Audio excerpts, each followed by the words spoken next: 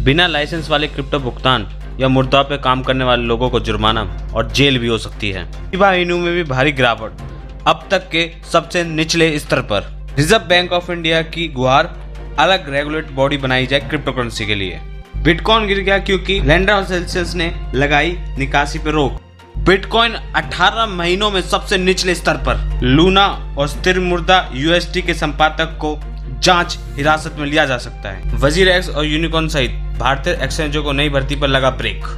खबरों में आगे बढ़ने से पहले अगर इस चैनल पर नए हैं तो इस चैनल को सब्सक्राइब कर ले, बेल नोटिफिकेशन ऑन कर ले। चलिए अब सीधे खबरों पे चलते हैं। यूएई पब्लिक द्वारा प्रकाशित एक वीडियो के अनुसार उन लोगों और संस्थाओं पर $1,36,124 तक जुर्माना हो सकता है और जेल की कारावास भी हो सकती है जो बिना लाइसेंस वाले डिजिटल भुगतान में काम करते हैं या मुद्रा को बढ़ावा देते हैं जिन्हें आधिकारिक तौर पर मान्यता प्राप्त या लाइसेंस प्राप्त नहीं है। जो भी बिना मान्यता प्राप्त डिजिटल करेंसी में काम कर रहे हैं उन पर बहुत बड़ी कार्रवाई हो सकती है।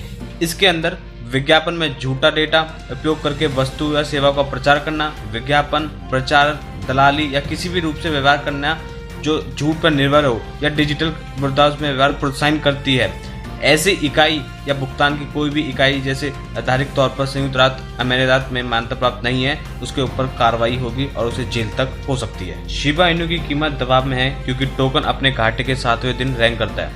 ये मानते हुए कि शिबा इनू की कीमत आज शाम $0.00000085 से ऊपर नहीं। मामले को बदतर बनाने के लिए एक प्रमुख तकनीकी लाइन के नीचे एक दैनिक बंद बिंदु कार्रवाई पर भालू की पकड़ की शक्ति को बढ़ाकर और भी अधिक नकारात्मक जोखिम ला सकता है।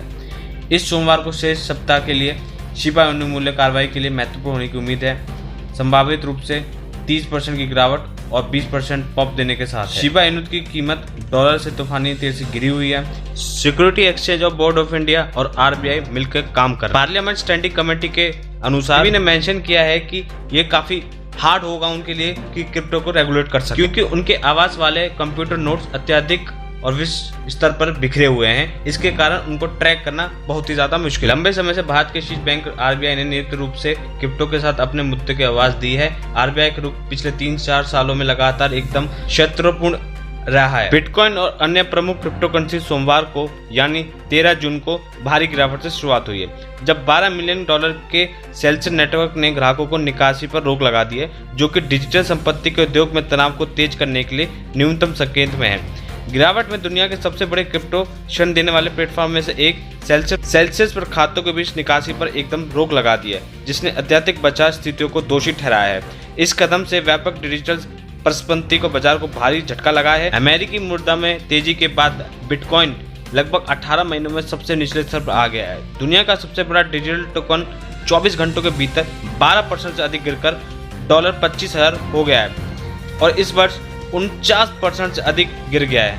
विवादास्पद लूना और एल्गोरिथम स्थिर मुद्रा यूएसटी के पीछे संस्थापक के पास अब कई न्यायिक जांच के साथ कानूनी समस्या बढ़ रही हैं। स्टेबलॉक्स के बारे में बात करते हुए कई लोग अभी भी मानते हैं कि यूएसटी ने पूरी अवधारणा को सवालों के घेरे में लाने के बावजूद टीजोस ब्लॉकचेन और यूएसटीडी परियोजना के साथ साथ स्टेबलॉक्स अभी भी क्रिप्टो को बड़े पैमाने पर अपनाने का मार्ग प्रसारित कर रहे हैं। परंपरागत रूप से क्रिप्टो करेंसी बाजारों में जुड़ी अस्थिरता ने विजरेक्स और यूनिकॉर्न सहित भारतीय एक्सचेंजों को नई भर्ती पर ब्रेक लगाने के लिए प्रेरित किया गया है। जैसे कि पिछले साल से बिटकॉइन और उसके क्रिप्टो साथी एक भूल बाजार में गिरे हैं और उनकी गिरावट देखी जा रही है। भारतीय क्रिप्टो एक्सचेंजों को एक सख्त नई और व्यवस्था और बैंकों को और भुगतान गेटवे को समर्थन करने से निपटना पड़ रहा है जिसने ट्रेडिंग वॉल्यूम को कम करने के लिए ट्रिगर किया है।